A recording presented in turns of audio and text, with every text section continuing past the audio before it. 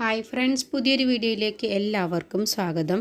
ഭാവന സൂര്യയെ വിളിച്ചു വരുത്താൻ കേട്ടോ. എന്നിട്ട് ഭാവന എല്ലാ സത്യങ്ങളും വിളിച്ചു പറയാണ്. ഭാവനയോട് മനസ്സ് തുറന്നിട്ട് തന്നെ സൂര്യയോട് സംസാരിക്കുകയാണ് കേട്ടോ ഭാവന. എന്നിട്ട് ഭാവന പറയാൻ കേൾക്കാൻ വേണ്ടി കാതോർത്ത് നിന്ന ആ ഒരു നിമിഷമാണ് കേട്ടോ സൂര്യക്ക് വരാൻ പോകുന്നത്. അങ്ങനെ സൂര്യ ഭാവന എന്താണ് പറയാൻ പോകുന്നത് എന്നുള്ളത് ഇങ്ങനെ ആകാംക്ഷയോട് കൂടിയിട്ട് കാത്തു നിൽക്കുന്ന സമയത്ത് ഭാവന മനസ്സ് തുറന്ന് തന്നെ എല്ലാ കാര്യവും പറയട്ടോ. എനിക്ക് സൂര്യയെ വിട്ടു പിരിയാൻ കഴിയില്ല.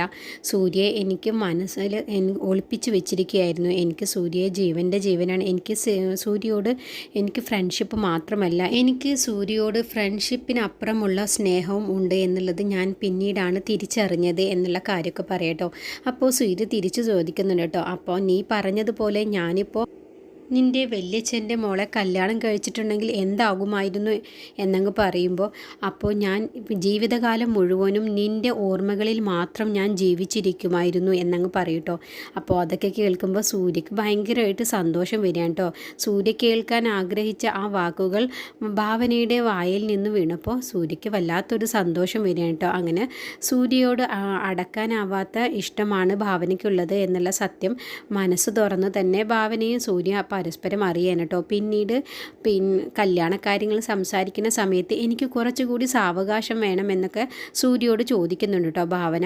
ഭാമയുടെ പഠിപ്പ് കഴിയുന്നവരെ, അവളുടെ ഒരു 4 വർഷം കഴിയുമ്പോഴത്തേനും അവളുടെ ഡോക്ടറാവുമല്ലോ, അത് കഴിയുന്നവരെ എനിക്ക് ഉത്തരവാദിത്തങ്ങൾ കുറച്ചുണ്ട് എന്നൊക്കെ പറയുമ്പോൾ 4 വർഷമല്ല, എത്ര വർഷം വേണമെങ്കിലും എൻ്റെ ഭാവനയ്ക്ക് വേണ്ടി ഞാൻ കാത്തു നിൽക്കും എന്നൊക്കെ അങ്ങ് പറയുന്നുണ്ട് കേട്ടോ. പിന്നീട് അന്നത്തെ ദിവസം ധ്രുവ മരിച്ച ആ ഒരു സംഭവം കൂടി പറഞ്ഞു കൊടുക്കാൻ കേട്ടോ. ധ്രുവൻ മരിച്ചു, ഇനി ഭൂമിയിൽ ധ്രുവനില്ല എന്നുള്ള സത്യം പറയാണ്. അങ്ങനെ എന്താണ് ഉണ്ടായത് എന്നങ്ങ് ചോദിക്കുന്നുണ്ട് കേട്ടോ. അപ്പോൾ സൂര്യ അത് കേൾക്കുമ്പോൾ സൂര്യ തന്നെ ആകെ അങ്ങ് ഷോക്കാവാൻ കേട്ടോ.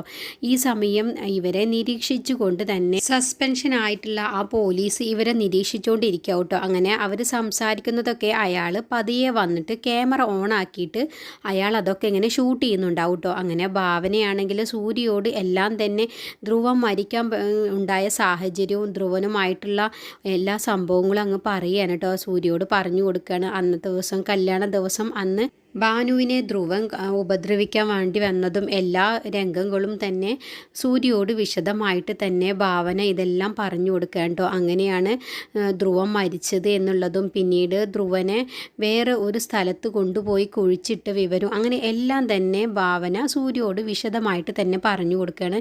ഇതെല്ലാം സസ്പെൻഷനായിട്ടുള്ള ആ പോലീസുകാരൻ ഇതെല്ലാം ക്യാമറയിൽ ഷൂട്ട് ചെയ്തുകൊണ്ടിരിക്കുകയാണ്, മൊബൈലിൽ ഇതെല്ലാം ഷൂട്ട് ചെയ്തുകൊണ്ടിരിക്കുകയാണ് കേട്ടോ. അതുവരെയാണ് കേട്ടോ ഇന്നത്തെ എപ്പിസോഡിൽ കാണിച്ചിട്ടുള്ളത്.